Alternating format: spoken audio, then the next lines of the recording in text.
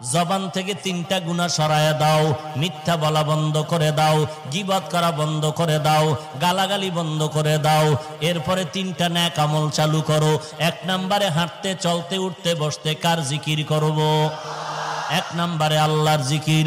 আল্লাহর জিকির, আল্লাহর নামের তাসবিহ পড়ো। সুবহানাল্লাহি ওয়া বিহামদিহি সুবহানাল্লাহিল আযীম, সুবহানাল্লাহি ওয়া বিহামদিহি সুবহানাল্লাহিল আযীম। পারা যাবেনি? আল্লাহ আমাদের কবুল করেন। 2 নাম্বার, আল্লাহর জিকিরের পরে কোরআন তেলাওয়াত করো। আল্লাহর কোরআনের তেলাওয়াত। আল্লাহ পাওয়ার যত মাধ্যম আছে এর মধ্যে 2টা মাধ্যম বড় মারাত্মক গভীর। 1 নম্বরে নামাজ, 2 নম্বরে কোরআনের তেলাওয়াত। বেশি বেশি কোরআন তেলাওয়াত করো। যদি কেউ বলেন হুজুর কোরআন তেলাওয়াত জানি না, কোরআন